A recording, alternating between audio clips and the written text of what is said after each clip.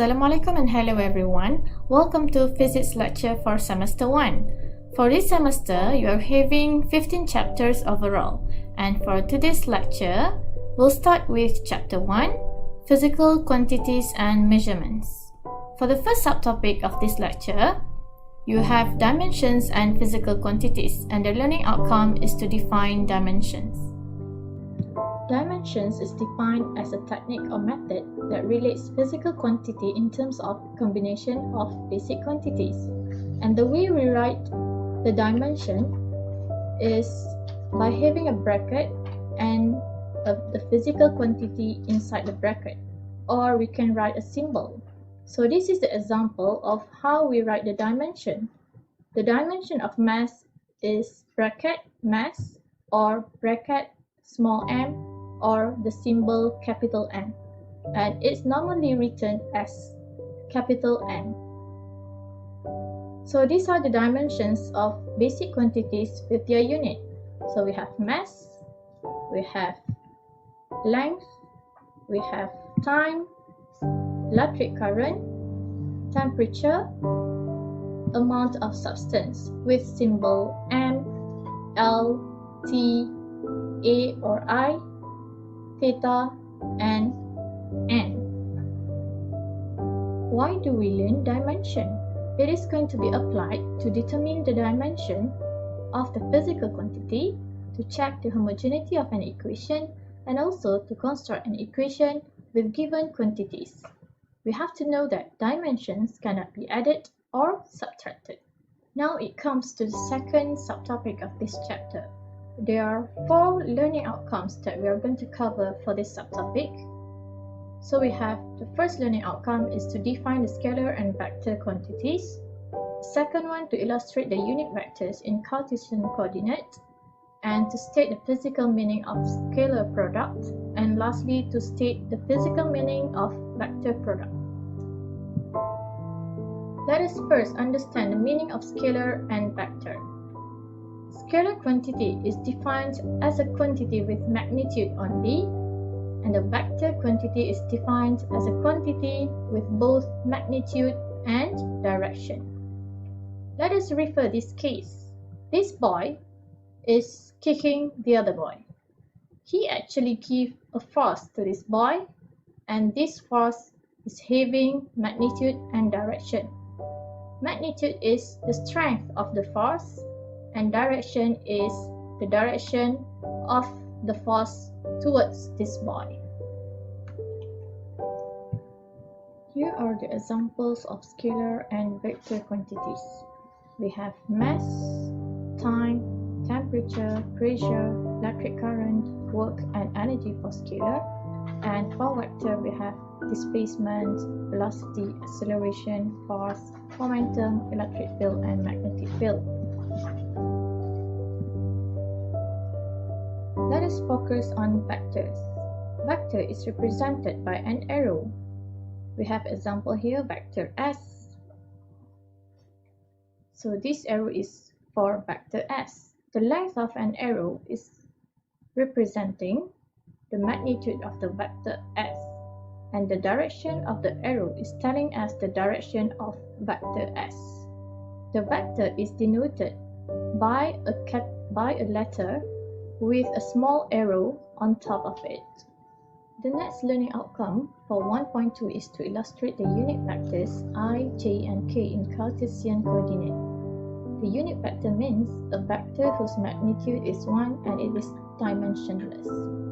The notation of unit vector is a hat, b hat, and c hat. For example, the magnitude of the unit vector is 1, and for a vector, it is actually consists of a few unit vectors. Unit vector for 3 dimensions axis. We have x-axis that is represented by I hat, y-axis represented by j hat, and lastly z-axis that is represented by k hat. Vector can be expressed in a Cartesian form, which consists of x, y, and z axis. The unit vector in x-axis is represented by I hat. The unit vector for y-axis is called j hat, and the unit vector for z-axis is called k hat. If we have a vector in between these three axes, we can write down the vector in this form. This is the magnitude of this vector, and the formula for the magnitude of this vector is using this equation. Here is an example of how we express a vector. In this example, we have vector s. So the way we write vector s is 4i hat plus 3j hat plus 2k hat. As we know, vectors can be added and subtracted. It is also can be multiplied. We have two types of multiplication of vector that are scalar product or dot product, and one more is cross product. Scalar product or dot product is written as A dot B. It is equal to the magnitude of A multiplied by the component of B parallel to A. A dot B, A multiplied by the component of B parallel to A. For this example, the magnitude, the component of B that is parallel to A is equal to B cos theta. Hence, we have A dot B is equal to AB cos theta. The scalar product is a scalar quantity. Meanwhile, we have vector, or it is also known as cross product. It is written as A cross B, and it is equal to the magnitude of A multiplied by the component of B perpendicular to A. Vector product will produce a third vector, which is perpendicular to both of the original vectors. So let's say we have A cross B. The new vector that is produced, or the third vector, is vector C. The magnitude of the third vector is given by magnitude of A cross B. It is equal to AB sin theta, where the angle here, theta, is the angle between two vectors. Vector product is a vector quantity, and the direction of vector C, the new vector, is determined by right-hand rule. Okay, now we look at A cross B. Now this is the vector A, and this is the vector B. A cross B will produce a new vector C. To determine the direction of vector C, we are going to use our right-hand rule. So now we are going to swipe our right hand from A to B. We will produce a new vector that is called as vector C pointing upward or out of the page. Okay, now let's look at the case of B cross A. This is the vector B, and this is the vector A. B cross A can be shown again by the right-hand rule. Now we swipe our hand from B to A, and it will produce a new vector that is directed into the page, which is in opposite to the previous case. So this time it is negative C. Now we continue with chapter 2, kinematics of linear motion. In subtopic 2.1, linear motion, we have two learning outcomes to cover. The first one is to define a few types of velocity and also acceleration. And second learning outcome is to discuss the physical meaning of displacement time graph, velocity time graph, and acceleration time graph. This is the meaning of kinematics of linear motion. It is defined as the studies of motion of an object in a straight line. A straight line is referred to the linear motion, without considering the effects that produce the motion and what causes the motion. There are two types of motion, one-dimensional and two-dimensional motion. One-dimensional motion involves one axis, and two-dimensional motion will involve x and y axis. For the next learning outcome, we are going to define instantaneous velocity, average velocity, uniform, velocity, and instantaneous acceleration, average and uniform acceleration. Before that, we have to understand the meaning of velocity and acceleration. Velocity is the rate of change of displacement, and it is a vector quantity, and the acceleration is the rate of change of velocity with SI unit meter per second squared, and it is also a vector quantity. Instantaneous velocity means the velocity at a particular instant of time along the path of motion, or the instantaneous rate of change of displacement. Let us refer this displacement against time graph. We focus at point C. Now we draw a line at this point C and we call it as tangent line. The slope of this tangent is called as instantaneous velocity with the gradient of ds over dt. On the other hand, average velocity is the change in velocity divided by the time taken to make the change. Let's say we want to find the average velocity from time t1 to t2, and now we draw a line from extrapolation point B to E. The gradient of this line is equal to average velocity with equation s2 minus s1 divided by t2 minus t1. And lastly, uniform velocity. It means the magnitude of displacement change at a constant rate and along a fixed direction. In this example, the uniform velocity is from point A to B, and the gradient of this graph of displacement against time is equal to constant. For acceleration, the definition of each type of it is quite similar with velocity. It has instantaneous acceleration, average and uniform acceleration. Here is the summary of all the definitions of the types of acceleration. The next learning outcome is to discuss the physical meaning of the displacement against time graph, velocity against time, and acceleration against time graph. So the most important characteristic of the graph that we are going to analyze is the gradient of the graph and also the area under the graph. For example, we have the gradient of displacement against time graph is representing velocity. Displacement against time graph. If we look at this, the gradient of displacement against time graph is equal to velocity. If the gradient is increasing,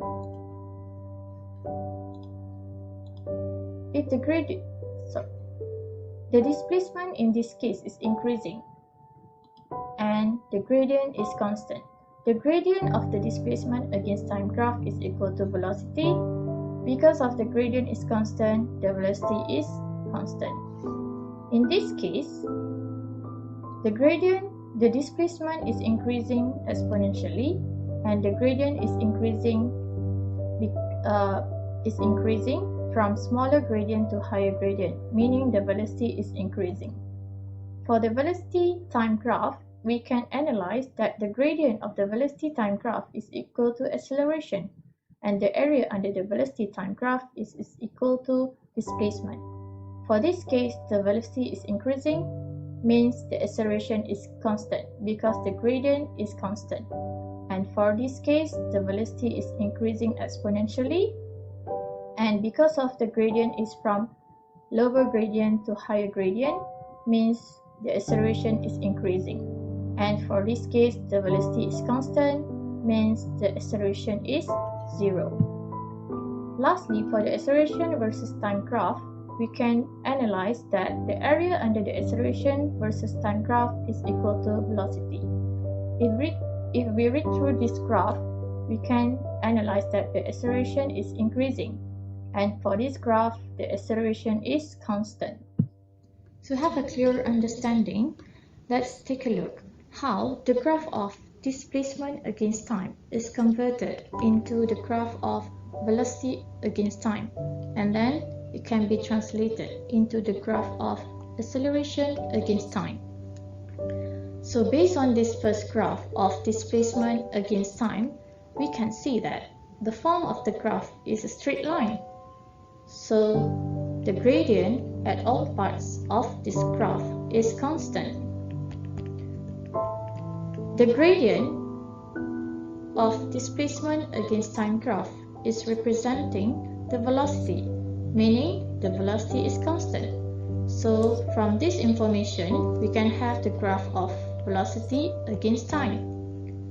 So we have the constant value of velocity, and the graph is having positive gradient. So we are going to put this line at positive side of velocity against time graph. And the gradient of velocity against time graph for this case is equal to 0.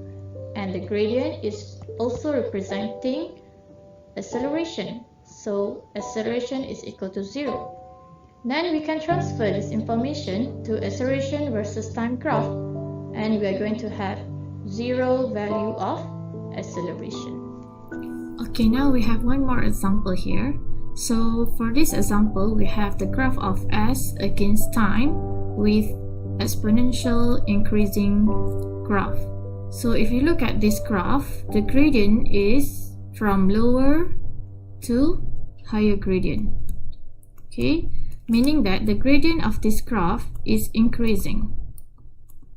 And also we have to know that the gradient of s against t is equal to velocity. Okay, so from this information, we can have the graph of velocity against time with increasing value. Okay, and from this graph of velocity against time, we can have the gradient that is constant along the line of this graph. So velocity is constant, and also we have to know that the gradient of v against t graph is telling us about acceleration. So acceleration is constant. So from this information, we can have the graph of acceleration against time. So we have a constant value of acceleration. Since the gradient of this velocity against time is positive, so we have to place this line at the positive side of acceleration against time graph. Okay, that's all for chapter 2.1. Thank you very much.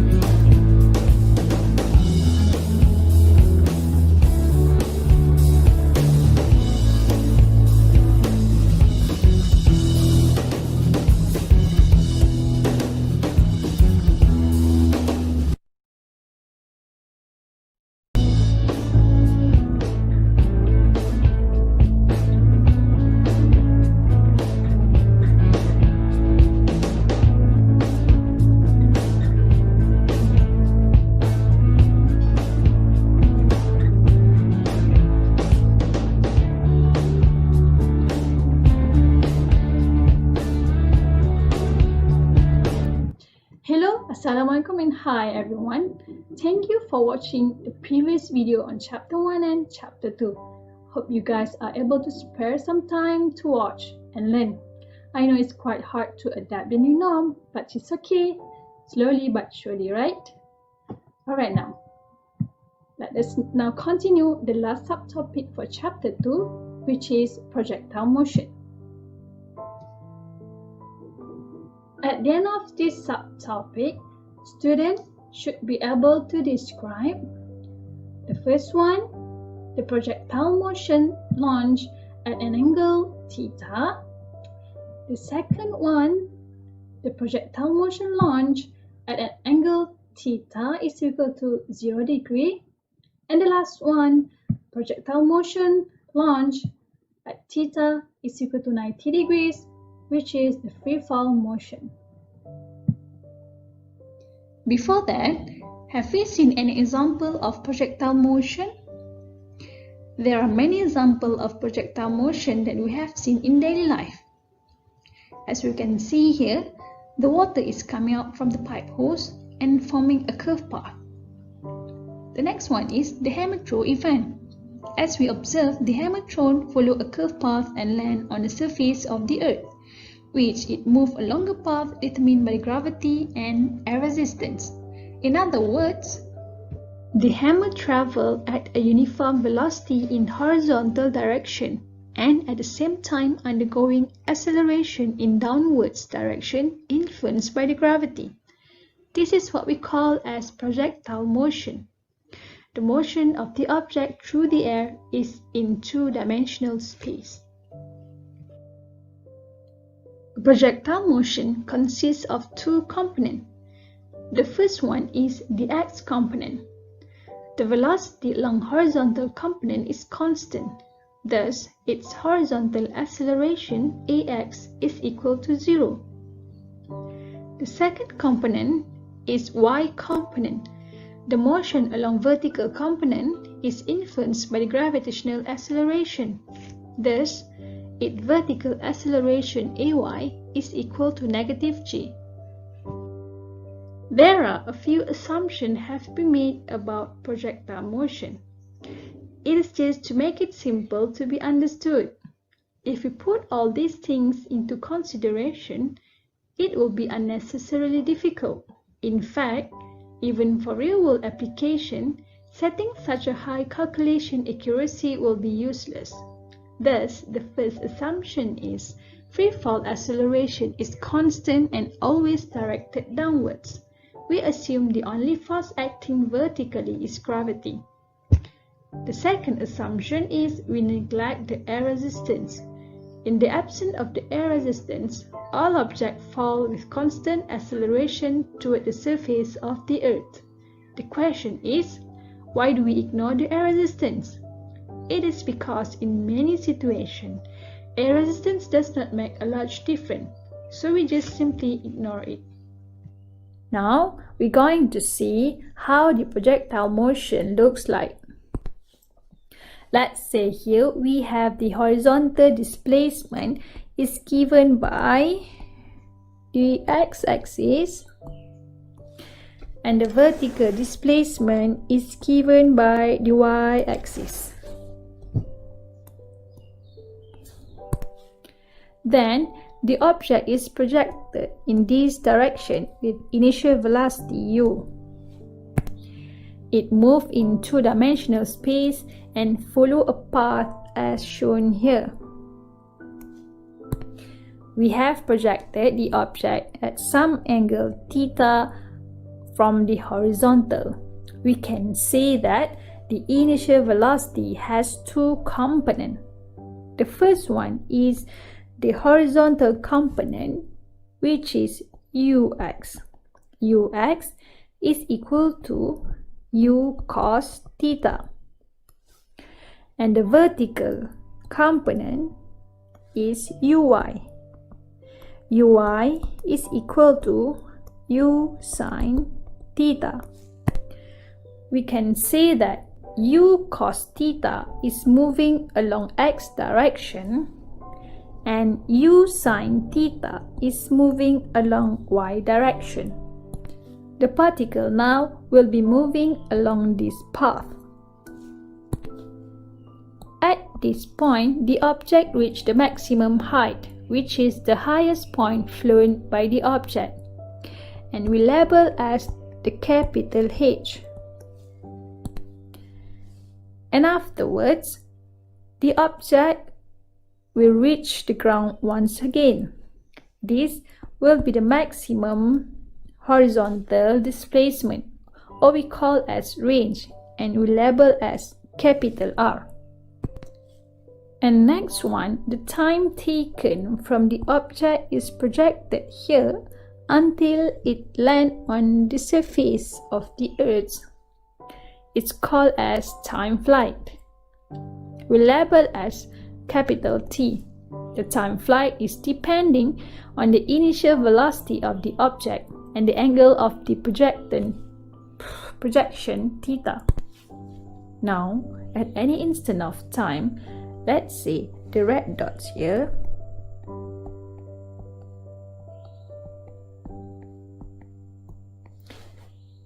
it represents the velocity changing regularly along the curved path.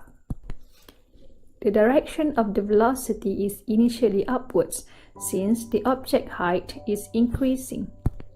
And then, before it reaches the maximum height, the vertical velocity is decreasing.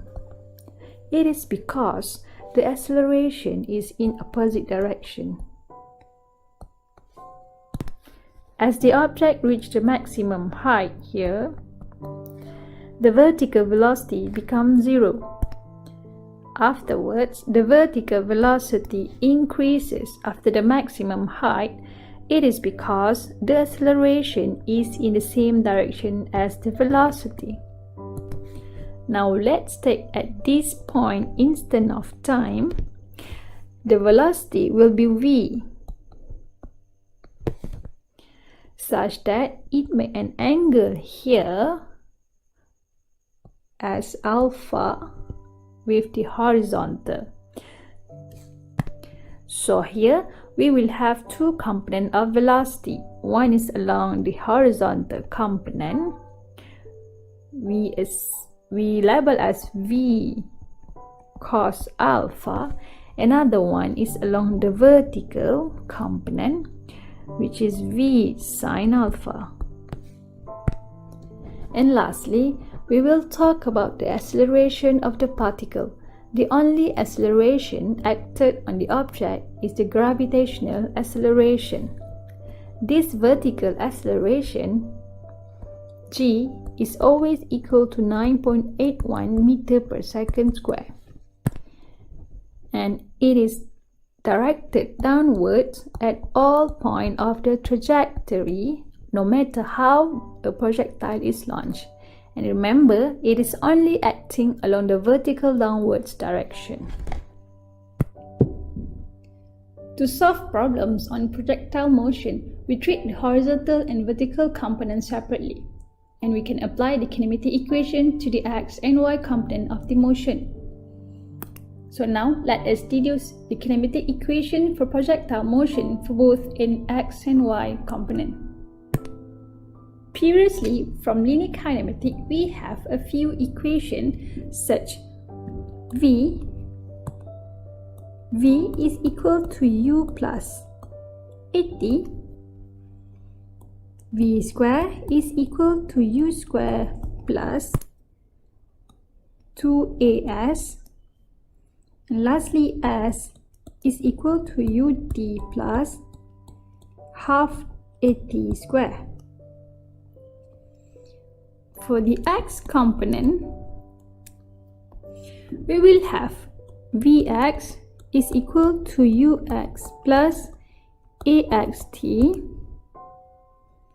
Next, vx square is equal to ux square plus 2ax sx. And lastly, sx is equal to uxt plus half axt square. Since the x component is not influenced by the gravity, thus the horizontal acceleration ax is equal to 0. So we will substitute ax into this equation, and we know that any numbers multiplied by 0 will get 0. So this term here will be 0. So the equation will be Vx is equal to Ux. Next, Vx square is equal to Ux square.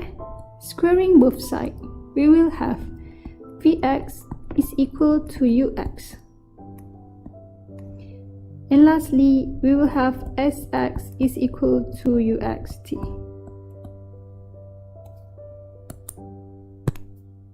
And next, for y component, the equation will be Vy is equal to uy plus ayt. Next one, Vy square is equal to uy square plus 2ay sy. And lastly, we have sy is equal to uyt plus half ayt square. Since we know that the y component, the vertical component, is influenced by the gravitational acceleration, thus ay is equal to negative g. So what we're going to do is, we will replace ay with negative g in this equation. So we will have Vy is equal to uy minus gt. Next, Vy square is equal to uy square minus 2gs y. And lastly, sy is equal to uyt minus half gt square. For the sake of everyone, here is a table of the kinematic equations for projectile motion in x and y components.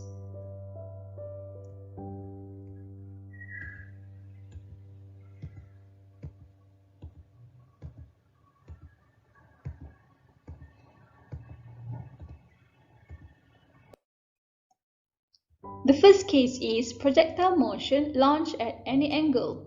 There are two types from this case that you need to know. The first one is angle launch on level ground.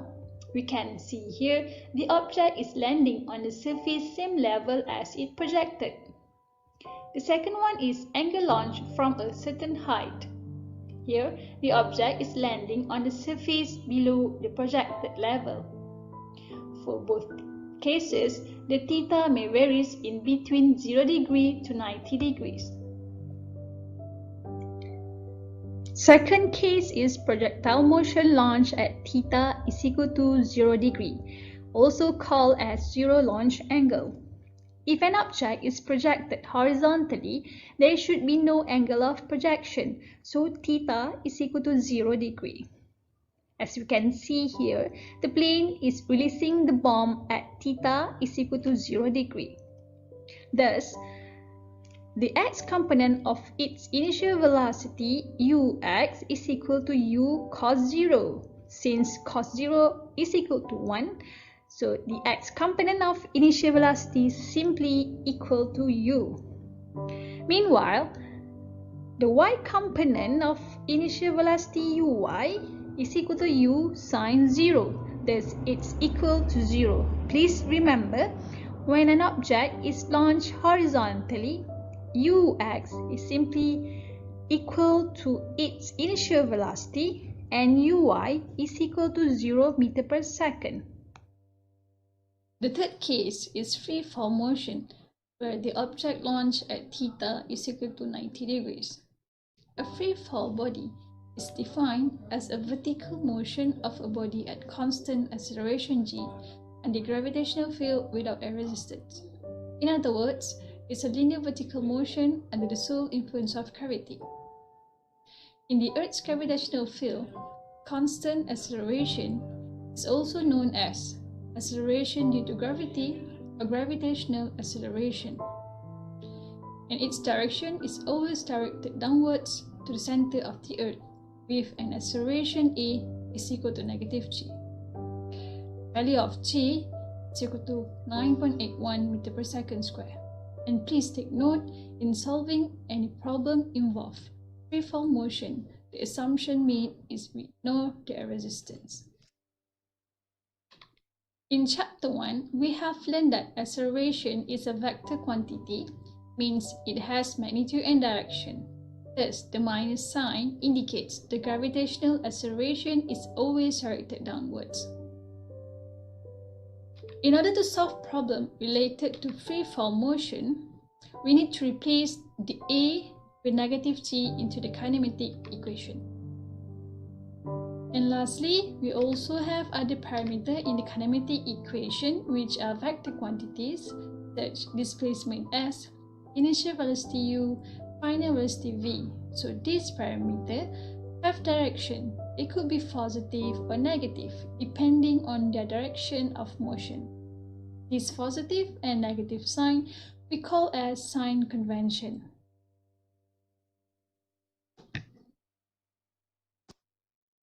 As we learned previously, we have here the linear motion equation. First one, v is equal to u plus at. Second one, v square is equal to u square plus 2as. And the third one, s is equal to ut plus half at square. So for free-fall motion, we're going to replace this a with negative g. So we would have free-fall body equation, which first one, v is equal to u minus gt. Second one, v square is equal to u square minus 2gs. And the last one, s is equal to ut minus half gt square. So here how we're going to determine the sign convention for initial velocity u, final velocity v, acceleration a, and displacement s. For an object is released from rest, the initial velocity u is equal to 0. The final velocity is negative. The acceleration a is equal to negative g, and displacement is negative h. For an object is thrown downwards, the initial velocity u is negative. The final velocity is also negative. The acceleration a is equal to negative g, and displacement s is equal to negative h. For an object is thrown upwards, the initial velocity is positive. The final velocity v is equal to 0. The acceleration is equal to negative g, and displacement s is equal to positive h. The sign convention is very important to indicate the direction of motion. And again, what is sign convention? Sign convention is the positive and negative sign in front of the value of the parameter. That's all for projectile motion. Hope you guys understand or for at least grab the idea. Thank you and happy learning.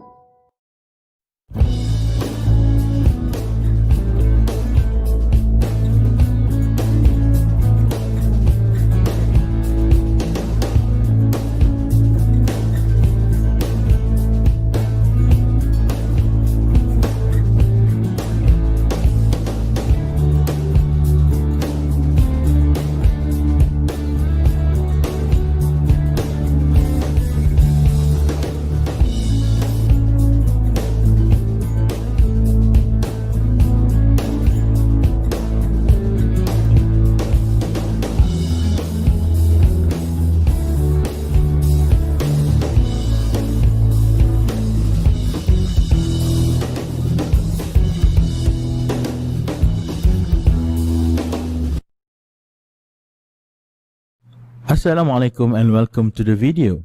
I am Muhammad Hafizul Hafiz bin Husin from Physics Unit KMPK. I would like to welcome you to the video series and most important of all, welcome to this amazing college. In this video, we are going to go through Experiment 1, Measurement and Uncertainty. Make sure you have your jotter and manual ready. You will need your jotter for taking notes as you follow along with the video. The learning outcome of the experiment is that you need to be able to measure the lengths of various objects and determine its uncertainty.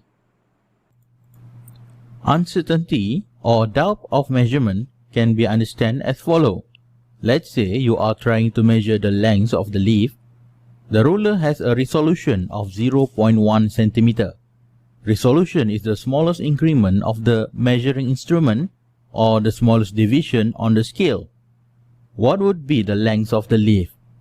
You are sure that the leaf is at least 3.5 cm. You are pretty confident on that. But as you can see, the end of the leaf is not exactly at the 3.5 cm mark. We cannot really tell for certain the length of the leaf. So we are going to estimate the length of the leaf. We estimate the length to be about 3.5 cm. The reading is actually at the interval between 3.5 and 3.6. This interval is the uncertainty of measurement. We are going to report the length of the leaf as 3.5 plus minus 0.1 cm. So when other people see the reading, they know the value are estimated closest to 0.1 cm. So when reporting the measurement, we will write the value of the measurement as our best estimate plus minus the uncertainty. If x is the measured physical quantity, then the value of x is written as x plus minus delta x. The delta x is the uncertainty of the value of x. So, every measurement that we make in the experiment has some degree of uncertainty. As we have shown before, the uncertainty is due to the limitation from the resolution of the measuring instrument. Instrument with better resolution is able to produce measurement with higher precision. For example, if we take the vernier caliper, the resolution is 0.002 cm. If the caliper is used to measure the length of the leaf instead of the meter ruler, the reading will be much more precise and we will have a much lower uncertainty. The uncertainty is going to be 0.002 cm. According to Stephanie Bell, the uncertainty tells about the quality of the measurement. You can pause the video and you can read the definition given by Stephanie Bell on uncertainty of measurement. I hope this has given you some ideas on what uncertainty is and why it is very important when making and reporting measurement. Coming back to the learning outcome, now I am going to show you how to determine the uncertainty of measurement. We are going to discuss how you can determine the uncertainty for 1. Single reading, 2. Repeated reading, and 3. Combination of uncertainty for a derived quantity.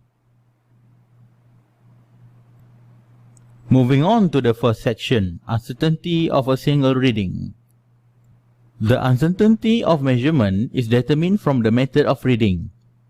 Either you have a single point reading, 2-point reading, or vernier scale reading. For single reading, the uncertainty of measurement is taken as half of the smallest division on the scale. Examples of the instrument are ammeter, voltmeter, and thermometer. For a 2-point reading, the uncertainty is taken to be 2 times half of the smallest division, which is going to be equals to the smallest division from scale. Example of instrument are meter ruler and protractor. Finally, we have vernier scale. The uncertainty is going to be the smallest unit on vernier. Example of the instrument are vernier caliper, micrometer screw gauge, and traveling microscope. The easy way to know whether you have a single point or double point reading is that if the zero of the instrument is automatically lines up, means that the instrument is going to give you a single point reading, as in the case of a voltmeter. If you look at the resolution of the voltmeter, the resolution is 0.1 volt. The uncertainty is half of the smallest division, so the uncertainty of the instrument is 0.05 volt.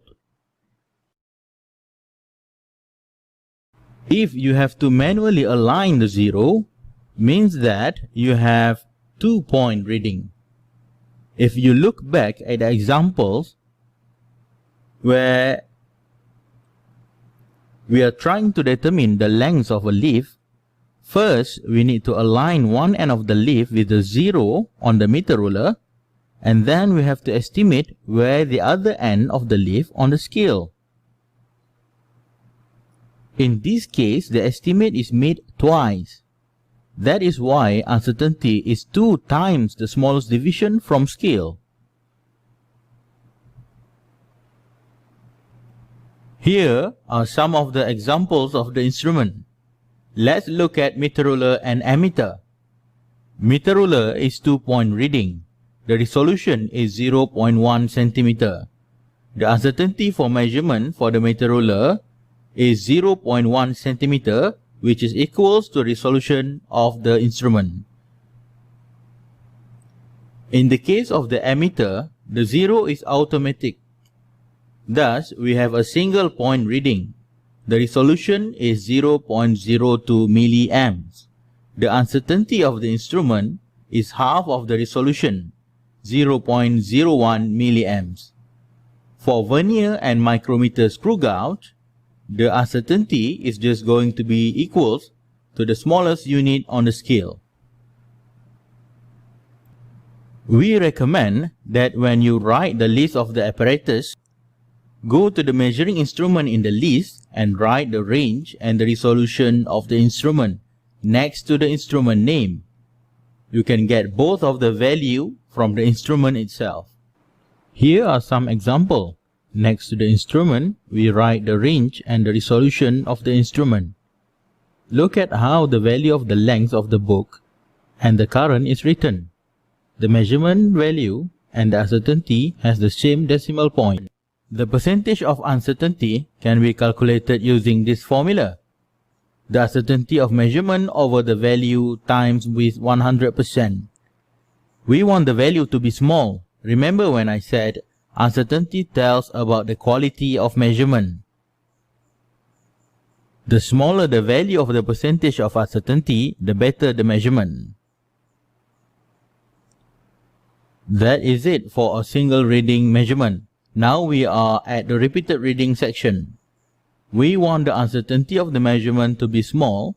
In order to do that, we are going to do a repeated reading. In repeated reading measurement, the value of the measurement is the average value of the reading plus minus the uncertainty. These two formula is going to be used to find the average value and the uncertainty of reading. I'm going to show you some examples on how to use these two formula. In repeated reading, we are going to use table to record the value of the measurement. On the left, we have reading from an ammeter. The uncertainty of measurement is recorded at the very top of the current in circuit column. The value of the uncertainty is 0.05 ampere. This is for single reading uncertainty. To better improve the uncertainty, we repeat the measurement of current 5 times. First, we calculate the average value of current. We add all the value from the reading and then divide by the number of readings. We get the average value of current to be 1.54 amps. Next, we want to calculate the uncertainty for the measurement. We are going to use this formula. On the third column, we find the difference between the average value with each of the reading. And then we add all them up and then divide by the number of reading. This gives us the uncertainty for the current. We get the value of 0.032 amps. For the uncertainty, we have to round up the value to one significant figure. You have to remember this rule. So the uncertainty of our repeated readings is 0.03 amps. This improves the uncertainty of our reading from 0.05 to 0.03. The percentage of uncertainty can be calculated using this formula. 0.03 divided by the average value of the current and then times 100%. The percentage of uncertainty that we get is 1.94%. After this, we are going straight to the procedure. So I want you to pause the video. go to the procedure section of the experiment, read through the procedure. After you have read through the procedure, you can come back again to the video. Hello, welcome back. If you have read the procedure, this statement will make sense to you. The first part of the experiment, you are required to choose appropriate instrument to measure the lengths of various objects. Now I'm going to take you to the video showing all the instruments that you are going to use in the experiment. The first instrument is a meter ruler. It is a 2-point reading instrument. You are going to use the meter ruler to measure the length of the laboratory manual. You are going to measure the length across the width of the laboratory manuals. You are going to get 5 different readings.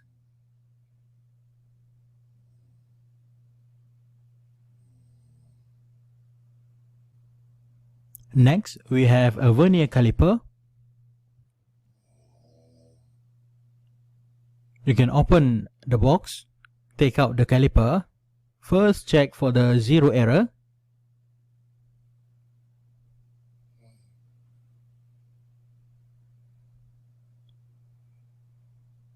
You have your main scales and then you have your vernier scale. We are going to use the vernier caliper to measure the diameter of a coin.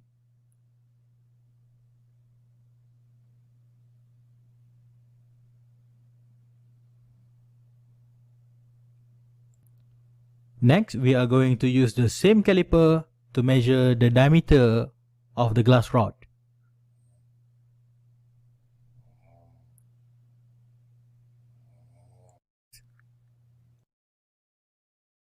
This is the main scale, the rotating scale, the thimble and the ratchet. You are going to rotate the thimble until the spindle gets close to the anvil.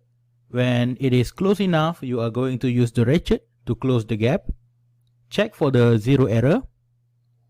You are going to use the micrometer screw gauge to measure the diameter of the ball bearing. When the spindle gets close to the ball bearing, use the ratchet to close the gap. When you hear a click, you can lock the micrometer and you can start taking readings.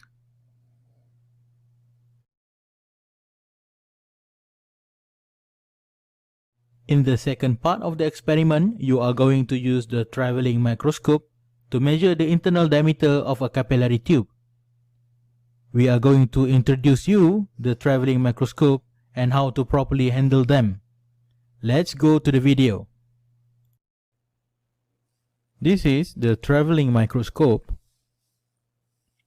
You have a microscope on a rail mounted on a very rigid bed. This is a side view. The focus of the microscope can be adjusted by turning the knob on the side. You can secure the microscope to the horizontal rail by tightening the screw. This screw on the side is used for fine adjustment. It will move the microscope along the horizontal rail. When you turn the screw, you will see the scale moving. You are going to use the magnifying lens to get the reading from the scale.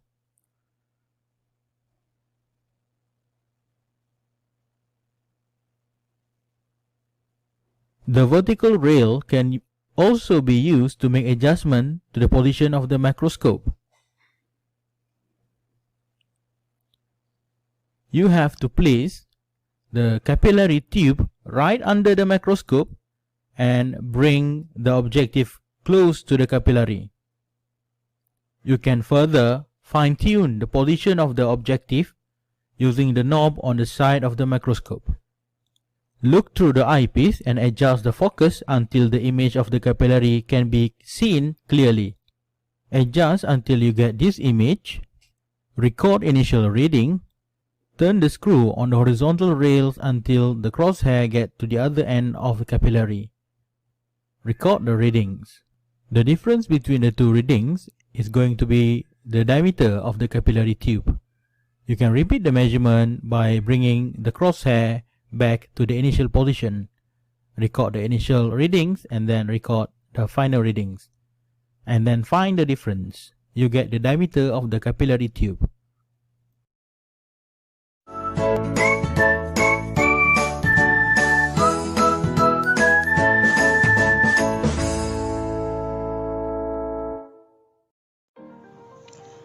Assalamualaikum warahmatullahi wabarakatuh. Pada hari ini saya akan menerangkan tentang bab 1, pengenalan ekonomi. Selepas mempelajari bab ini adalah diharapkan pelajar-pelajar akan dapat mentakrifkan bidang kajian ekonomi, menerangkan unit-unit ekonomi, menerangkan faktor-faktor pengeluaran, menerangkan masalah ekonomi dan masalah asas ekonomi, mentakrif dan menerangkan jenis barang. Definisi ekonomi.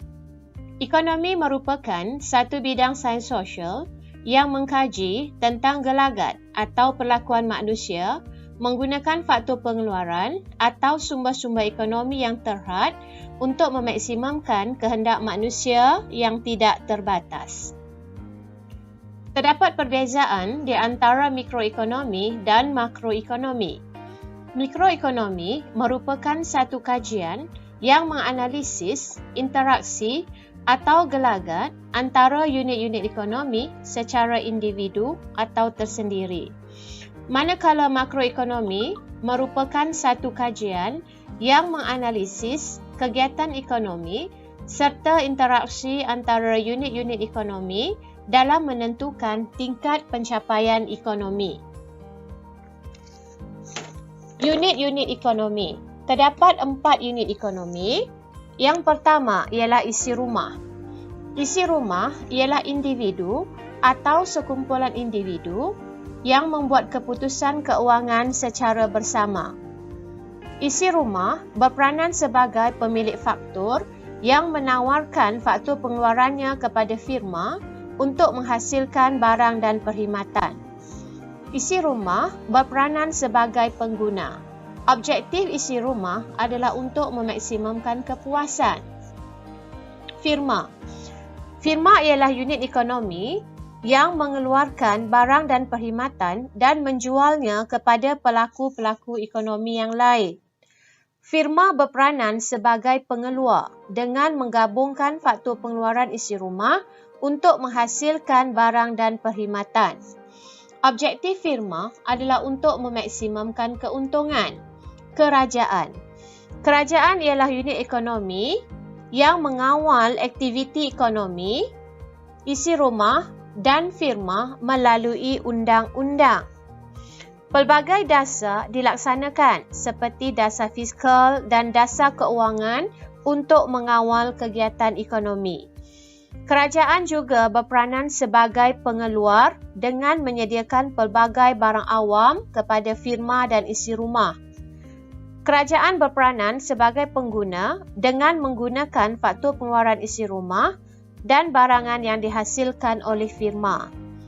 Objektif kerajaan adalah untuk memaksimumkan kebajikan masyarakat. Sektor luar atau sektor antarabangsa. Sektor luar ialah unit ekonomi yang terlibat dalam kegiatan perdagangan antarabangsa apabila sesebuah negara menjalankan kegiatan ekspor dan import dengan negara lain. Objektif sektor luar adalah untuk memaksimumkan keuntungan. Sumber-sumber ekonomi. Sumber-sumber ekonomi merupakan input yang secara relatif bersifat kekurangan yang diperlukan dalam proses pengeluaran barang dan perkhidmatan. Sumber-sumber ekonomi terbahagi kepada 1. Tanah. Tanah merupakan sumber alam semula jadi yang merangkumi sumber di daratan, lautan dan di dalam bumi. Contohnya hasil hutan, petroleum dan gas dan biji timah. Pulangan bagi tanah ialah sewa. Buruh. Buruh ialah individu yang menawarkan tenaga secara mental dan fizikal untuk menghasilkan output. Buruh terdiri daripada buruh mahir, separuh mahir dan tidak mahir. Buruh mempunyai mobiliti tempat kerana mudah dipindahkan dari satu tempat ke tempat lain. Buruh juga mempunyai mobiliti kegunaan kerana dapat digunakan untuk melakukan pelbagai jenis pekerjaan. Pulangan bagi buruh ialah upah. Yang ketiga ialah modal. Modal ialah faktor pengeluaran ciptaan manusia seperti peralatan, jentera dan kilang yang digunakan untuk meningkatkan keupayaan pengeluaran bagi menghasilkan barang dan perkhidmatan. Contoh modal ialah bangunan, mesin dan jentera. Pulangan bagi modal ialah bunga atau faedah. Sumber ekonomi yang keempat ialah usahawan. Usahawan ialah individu yang mempunyai kemahiran menggabungkan sumber-sumber ekonomi untuk menghasilkan barang dan perkhidmatan. Usahawan memainkan peranan dalam perkara berikut. Yang pertama, menggabungkan faktor pengeluaran untuk menghasilkan barang dan perkhidmatan. Yang kedua, melakukan inovasi dan pembaharuan untuk mengeluarkan keluaran yang baru dan memperkenalkan kaedah baru untuk menghasilkan barang dan perkhidmatan. Usahawan juga menanggung risiko ketidakpastian kerana usaha menghasilkan keluaran baru adalah berdasarkan ramalan terhadap permintaan ke atas keluaran baru yang dihasilkan. Pulangan bagi usahawan ialah untung. Masalah ekonomi. Sumber ekonomi adalah terhad kerana sumber ekonomi dalam sesebuah negara tidak mencukupi untuk menghasilkan semua barang dan perkhidmatan yang dikehendaki oleh masyarakat. Tetapi kehendak manusia adalah tidak terbatas kerana kehendak manusia adalah pelbagai dan keinginan memiliki barang yang baru adalah tinggi walaupun sudah memiliki sesuatu barang. Kesannya, wujud masalah ekonomi iaitu kekurangan, pilihan dan kos lepas. Masalah ekonomi yang dihadapi oleh isi rumah. Yang pertama, kekurangan. Kekurangan oleh isi rumah ialah kekurangan pendapatan atau wang. Ekoran itu, isi rumah perlu membuat pilihan antara memilih barang yang paling utama iaitu yang paling penting.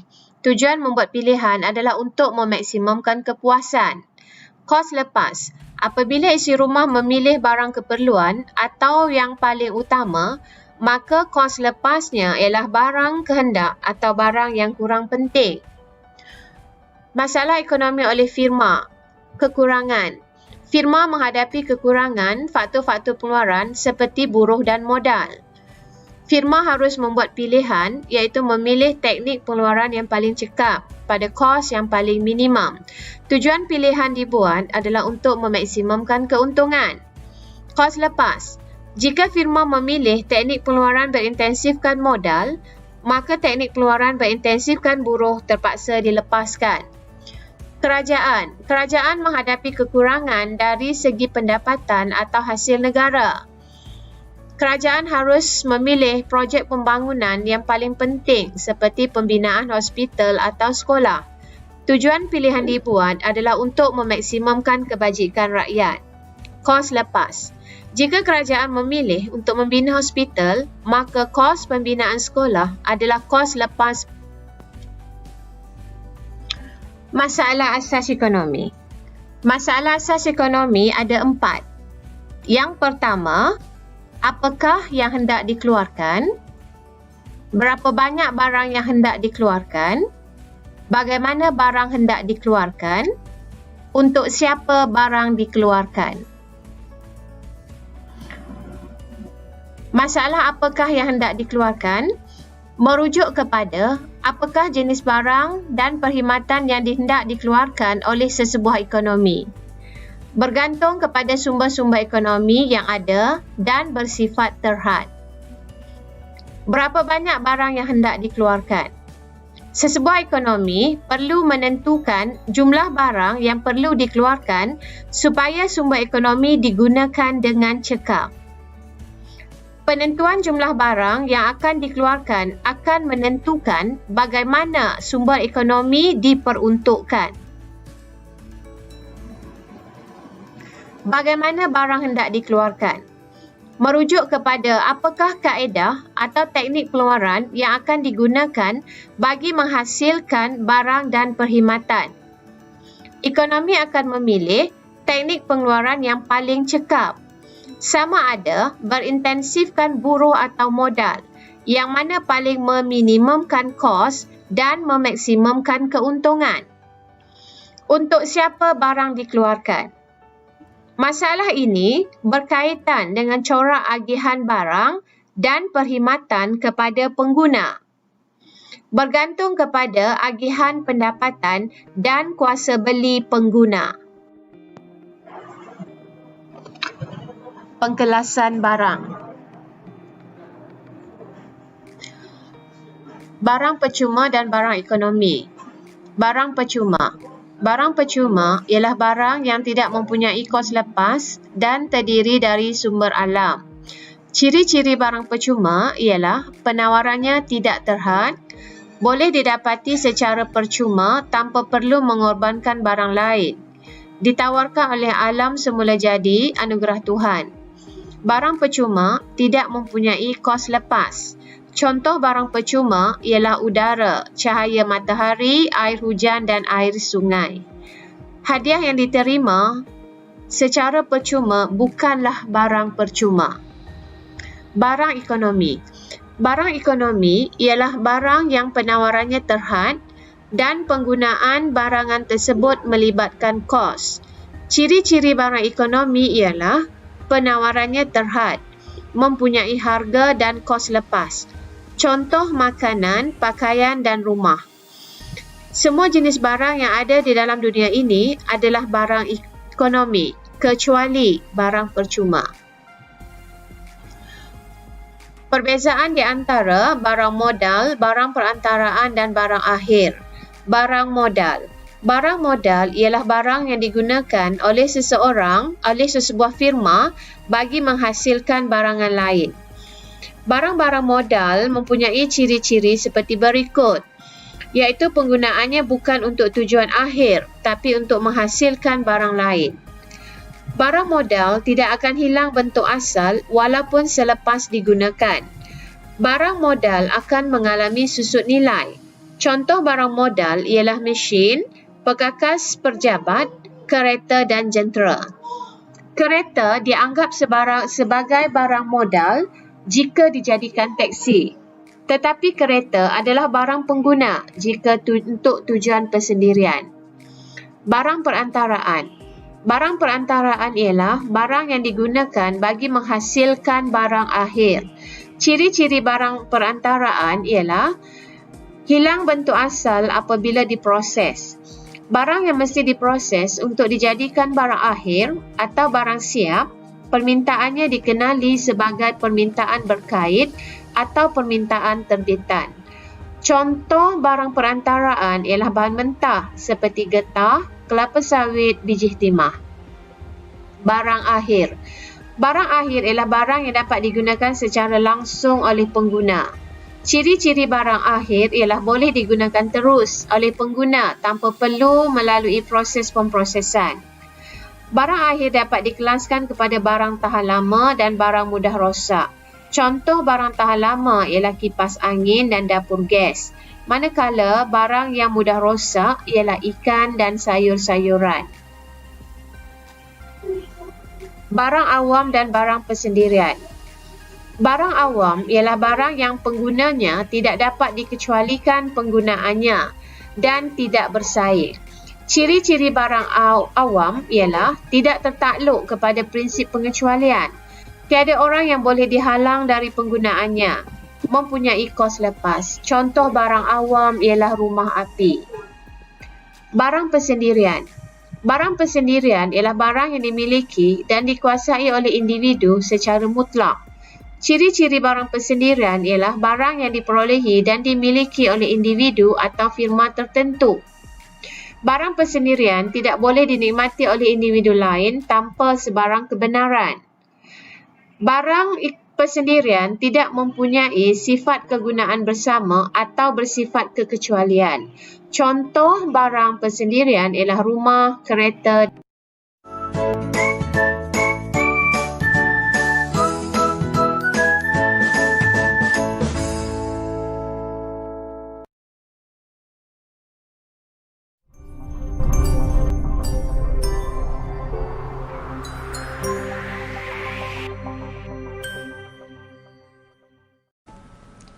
Keluk kemungkinan pengeluaran. Pada akhir pembelajaran, pelajar akan dapat 1. Mentakrifkan keluk kemungkinan pengeluaran.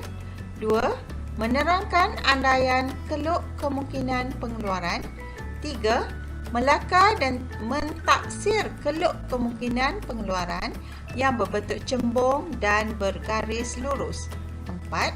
Menggunakan keluk kemungkinan pengeluaran untuk menerangkan konsep kekurangan, pilihan, kos lepas, pembaziran sumber, pengeluaran yang tidak dapat dicapai, dan kesan perubahan faktor pengeluaran dan teknologi. Yang kelima, menghitung kos lepas seunit.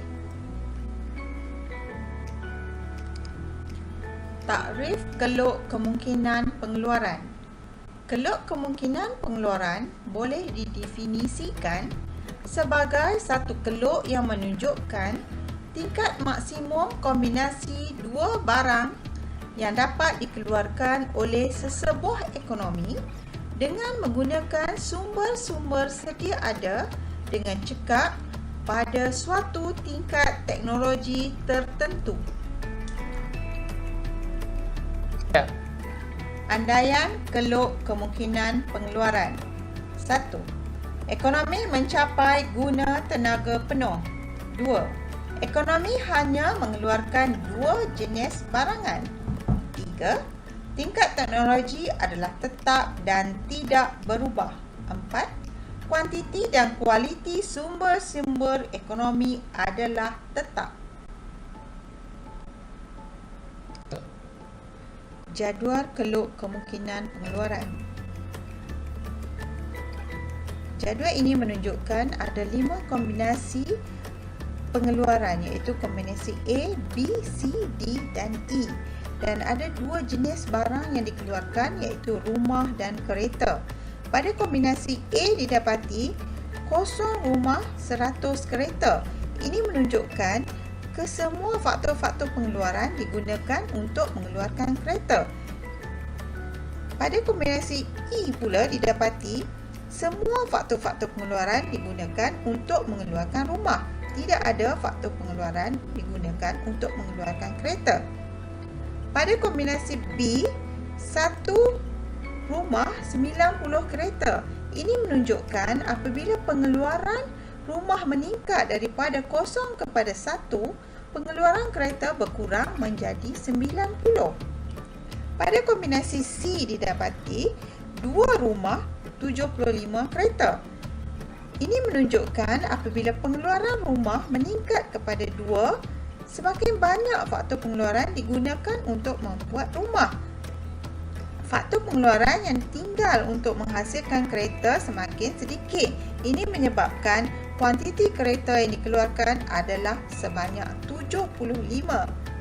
Begitu juga pada kombinasi D didapati semakin banyak rumah dikeluarkan iaitu sebanyak 3, kuantiti kereta yang dikeluarkan semakin berkurangan iaitu menjadi 55. Jom kita lukis keluk kemungkinan pengeluaran.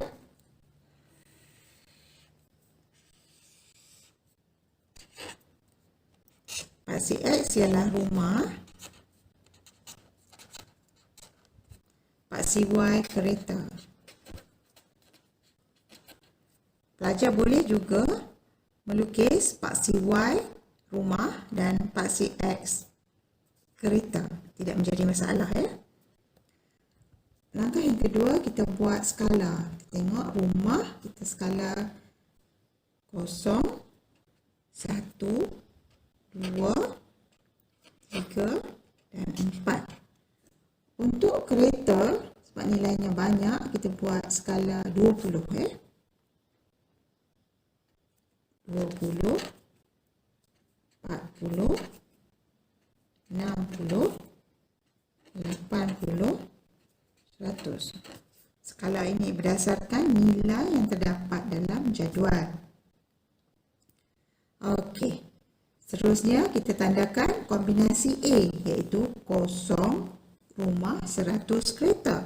0, rumah, 100 kereta. Di sini titik A ya. Kombinasi B, 1 rumah, 90 kereta.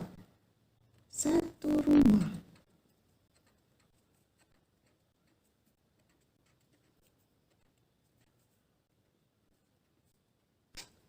Titik B, 90 kereta. Di sini letakkan nilai 90. Kombinasi C, 2 rumah, 75 kereta. 2 rumah, 75 kereta. 75 di sini ya. Kombinasi C. Kombinasi D, 3 rumah, 55 kereta. 3 rumah.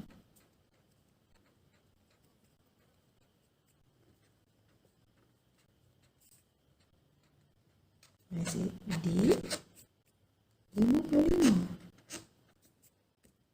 Dan akhir sekali, kombinasi E, 4 rumah, 0 kereta. 4 rumah, 0 kereta. Di sini ya, kombinasi E. Sekarang, untuk memperolehi keluk kemungkinan pengeluaran, kita sambungkan titik-titik yang telah kita lukiskan tadi. So, kita sambung A, B, C, D, dan sehingga ke titik E. Maka terbentuklah keluk kemungkinan pengeluaran yang berbentuk cembung. Keluk kemungkinan pengeluaran ada dua bentuk, iaitu berbentuk cembung dan bergaris lurus. Kita lihat keluk kemungkinan pengeluaran yang berbentuk cembung terlebih dahulu. Keluk kemungkinan pengeluaran berbentuk cembung menunjukkan setiap tambahan seunit sesuatu barang akan menyebabkan jumlah barang lain yang perlu dilepaskan semakin bertambah, atau kos lepas seunit semakin meningkat. Berdasarkan jadual, terdapat 5 kombinasi pengeluaran, iaitu kombinasi A, B, C, D dan E. Ada 2 jenis barang yang dikeluarkan, iaitu rumah dan kereta. Kombinasi A menunjukkan 0 rumah dan 100 unit kereta dikeluarkan. Ini bermaksud semua faktor-faktor pengeluaran digunakan untuk mengeluarkan kereta.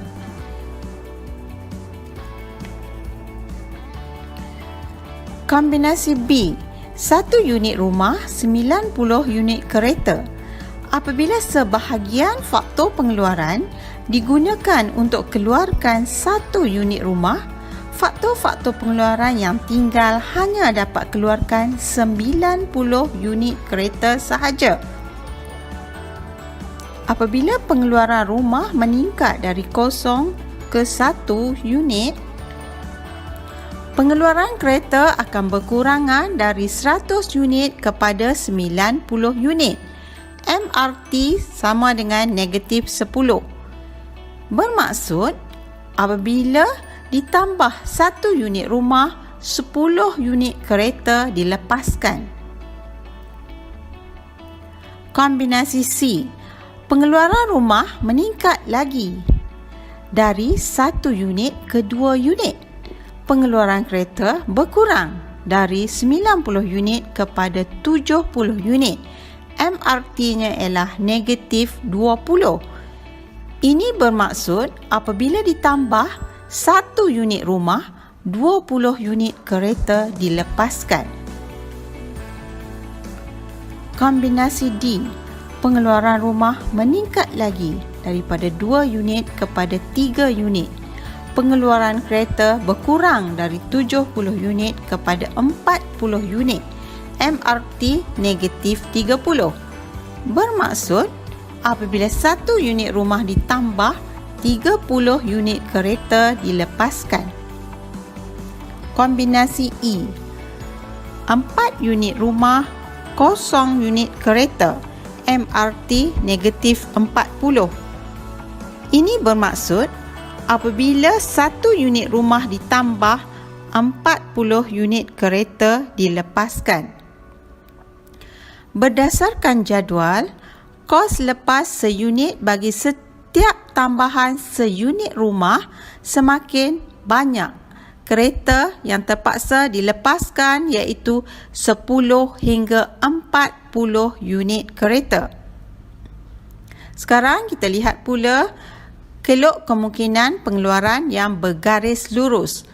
Kelok kemungkinan pengeluaran yang bergaris lurus menunjukkan setiap tambahan seunit sesuatu barang akan menyebabkan jumlah barang lain yang perlu dilepaskan adalah sama atau malar. Ia juga dikenali dengan kos lepas seunit malar.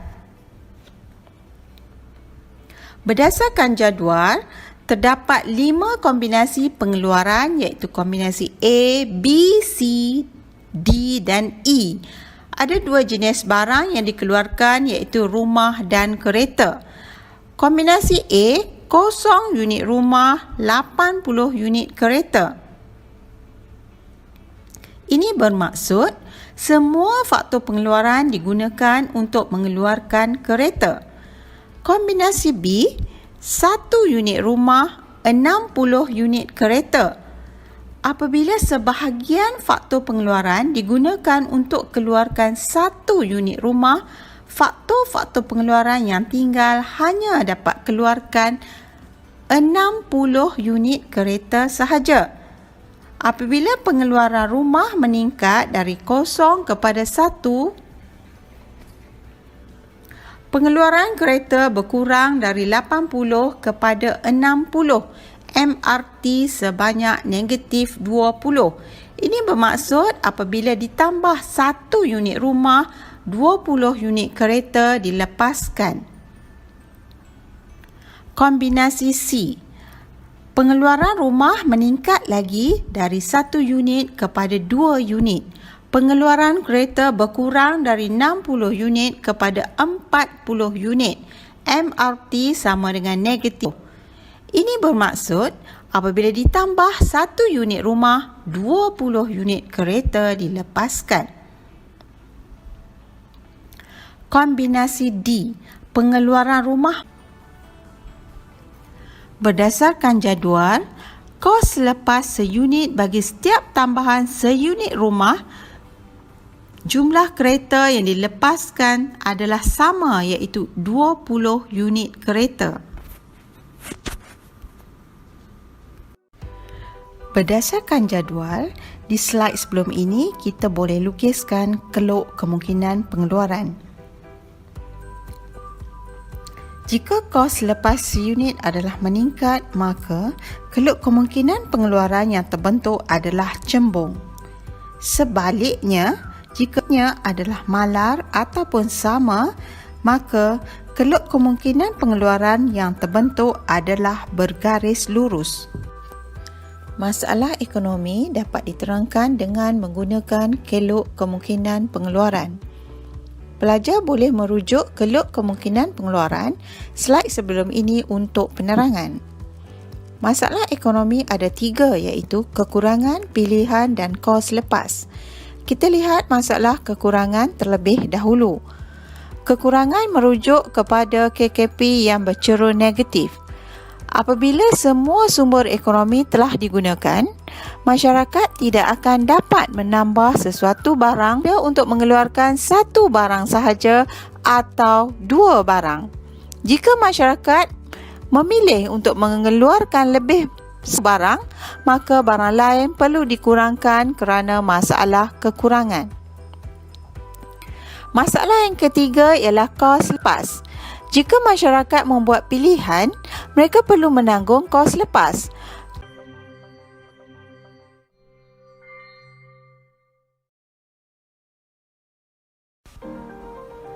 Keluk kemungkinan pengeluaran dan kesan perubahan faktor pengeluaran dan teknologi. Keluk kemungkinan pengeluaran akan beralih ke kiri atau ke kanan disebabkan dua faktor, iaitu perubahan dalam faktor pengeluaran atau perubahan dalam X dan barang Y meningkat, pengeluaran untuk barang X dan barang Y meningkat. Rajah 2 menerangkan kesan pengurangan faktor pengeluaran atau tingkat teknologi ke atas pengeluaran barang X dan barang Y. Berdasarkan rajah didapati keluk kemungkinan pengeluaran untuk barang X dan barang Y bergerak ke kiri. Ini menunjukkan apabila faktor pengeluaran ataupun tingkat teknologi untuk pengeluaran barang X dan barang Y berkurang, maka pengeluaran barang X dan barang Y akan berkurang. Rajah 3 menunjukkan kesan peningkatan faktor pengeluaran atau tingkat teknologi ke atas pengeluaran barang X sahaja. Berdasarkan rajah didapati keluk kemungkinan pengeluaran untuk barang X bergerak ke kanan. Ini menunjukkan apabila berlaku peningkatan faktor pengeluaran ataupun tingkat teknologi ke atas barang X, maka pengeluaran barang X akan meningkat. Rajah 4 pula menunjukkan kesan pengurangan faktor pengeluaran atau tingkat teknologi ke atas pengeluaran barang Y sahaja. Berdasarkan rajah didapati keluk kemungkinan pengeluaran untuk barang Y bergerak ke kiri. Ini menunjukkan apabila faktor pengeluaran atau tingkat teknologi untuk pengeluaran barang Y berkurang, maka pengeluaran barang Y akan berkurang manakala pengeluaran barang X tidak berubah.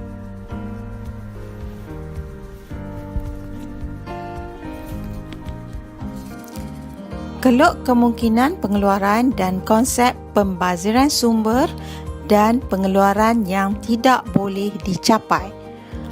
Pada keluk kemungkinan pengeluaran ini, terdapat titik-titik di sepanjang keluk kemungkinan pengeluaran, iaitu titik A, B, C, D dan E.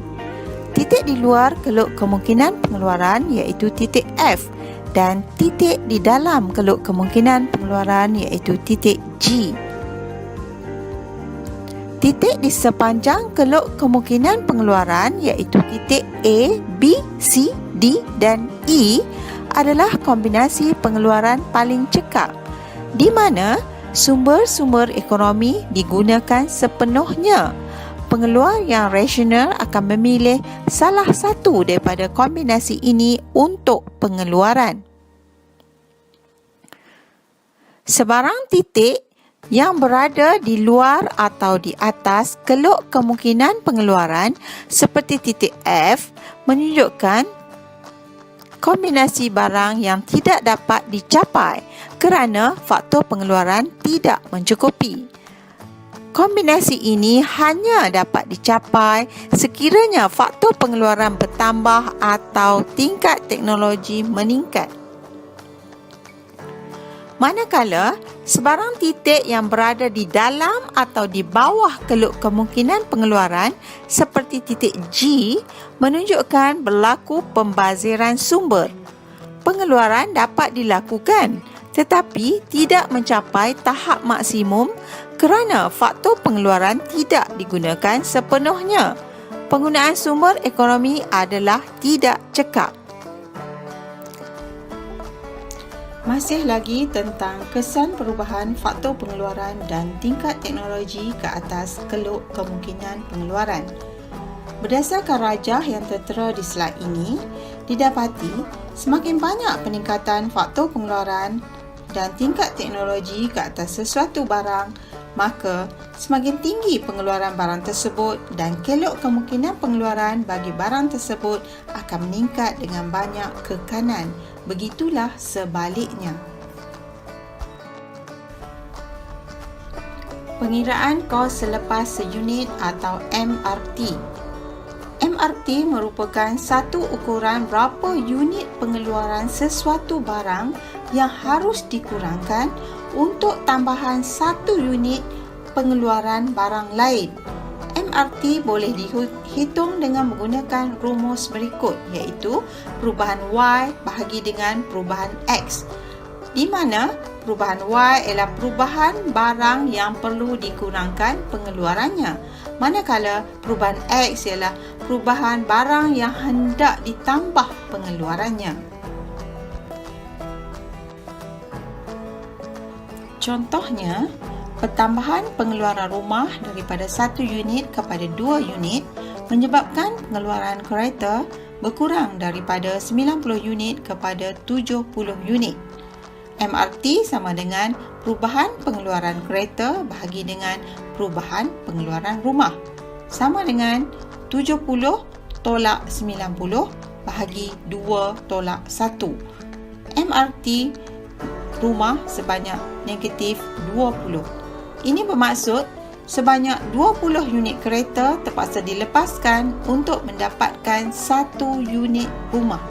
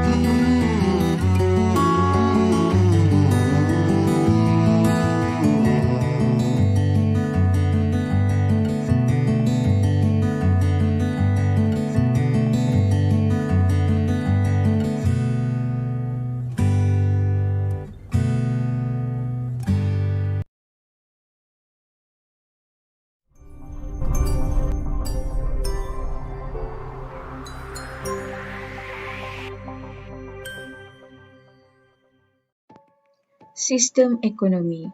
Pada akhir pembelajaran, pelajar akan dapat mentakrif dan menerangkan sistem ekonomi konvensional iaitu sistem ekonomi kapitalis, sosialis dan campuran dari aspek ciri-ciri dan penyelesaian masalah asas ekonomi. Yang kedua, pelajar dapat menerangkan kebaikan dan kelemahan sistem ekonomi kapitalis. Yang ketiga, pelajar dapat menerangkan tujuan campur tangan kerajaan dalam sistem ekonomi. Dan yang keempat, pelajar dapat menerangkan sistem ekonomi Islam dari aspek ciri, prinsip dan objektif. Sistem ekonomi konvensional. Sistem ekonomi konvensional merupakan satu unit organisasi yang menyelesaikan masalah asas dalam sesebuah sistem ekonomi. Sistem ekonomi konvensional terdiri daripada sistem ekonomi kapitalis, sosial campuran. Sistem ekonomi kapitalis juga dikenali sebagai sistem ekonomi laissez-faire. Tidak terdapat sebarang campur tangan kerajaan dalam semua keputusan ekonomi. Pengeluaran barang dan perkhidmatan ditentukan oleh kuasa permintaan dan penawaran pasaran.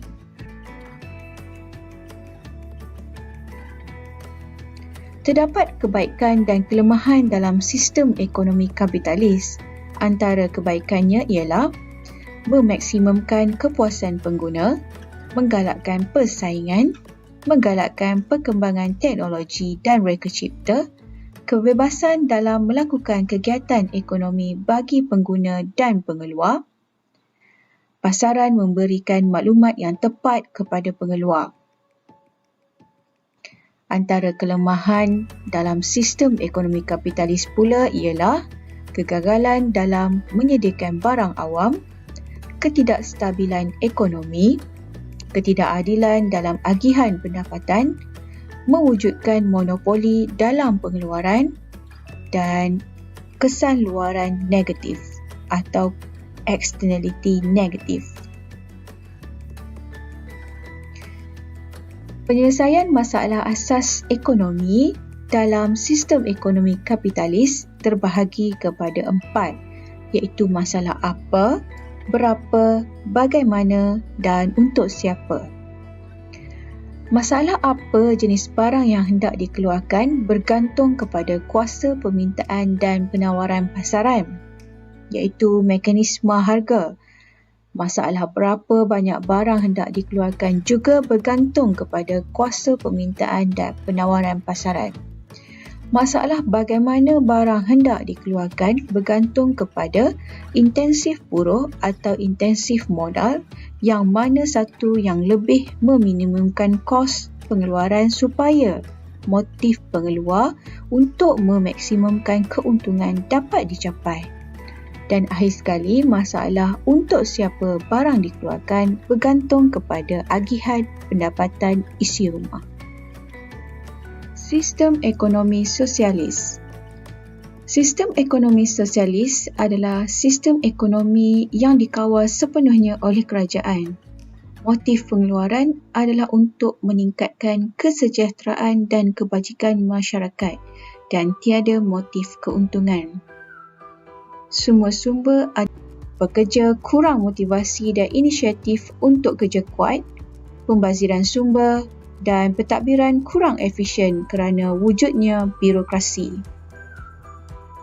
Sekarang kita lihat pula bagaimana sistem ekonomi sosialis menyelesaikan masalah asas ekonomi.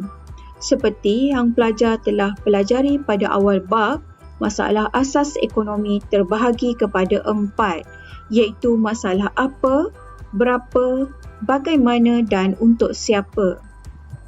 Bagi masalah apa jenis barang yang hendak dikeluarkan, ia ditentukan sepenuhnya oleh kerajaan bergantung kepada keperluan untuk meningkatkan kebajikan rakyat. Masalah berapa banyak barang yang hendak dikeluarkan juga ditentukan oleh kerajaan. Masalah bagaimana barang hendak dikeluarkan, ia bergantung kepada cara atau kaedah yang sesuai dan selaras dengan matlamat ekonomi negara. Dan akhir sekali, untuk siapa barang dikeluarkan adalah untuk semua rakyat bergantung kepada keperluan isi rumah. Sistem ekonomi campuran. Sistem ekonomi campuran merupakan gabungan daripada sistem ekonomi kapitalis dengan sistem ekonomi sosialis. Rasionalnya, kerajaan perlu campur tangan dalam sistem pasaran bebas untuk mengurangkan kelemahan yang wujud dalam pasaran bebas.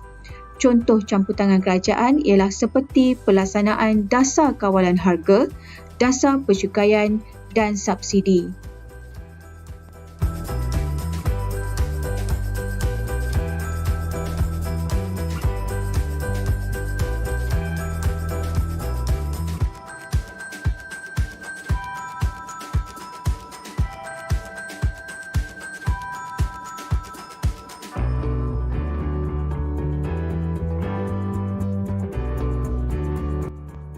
Antara kebaikan sistem ekonomi campuran adalah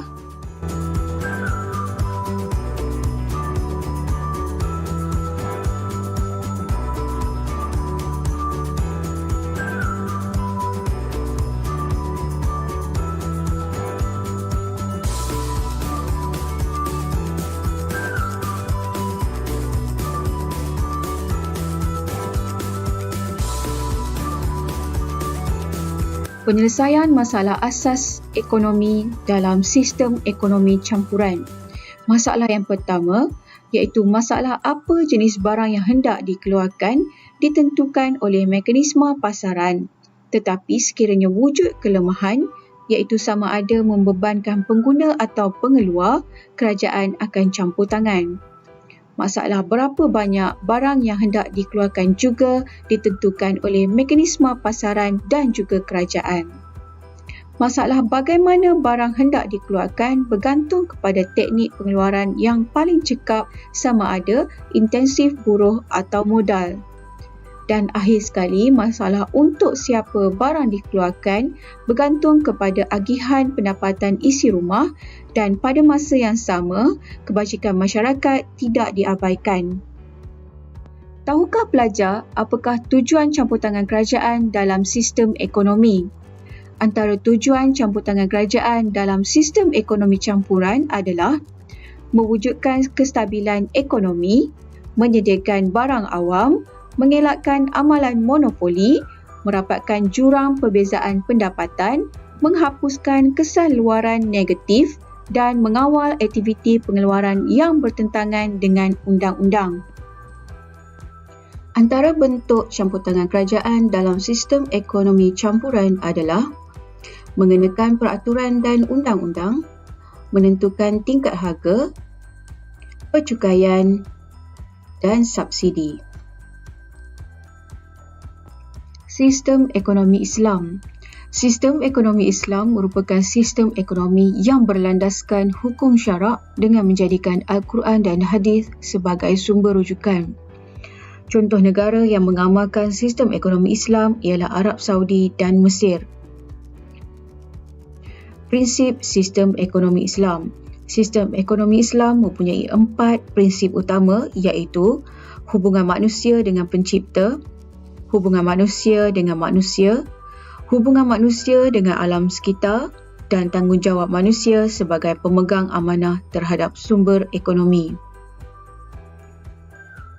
4 objektif utama sistem ekonomi Islam pula adalah untuk mendapat keredaan Allah Subhanahu Wa Taala, keadilan, kecekapan menguruskan sumber, kesejahteraan dan kebajikan masyarakat. Ciri-ciri sistem ekonomi Islam. Yang pertama, objektif pengeluaran.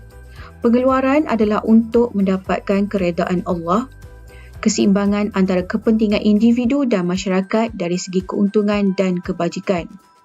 Ciri yang kedua, pemilikan sumber.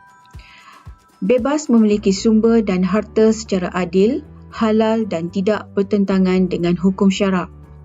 Ciri yang ketiga, ekonomi tanpa riba dan spekulasi.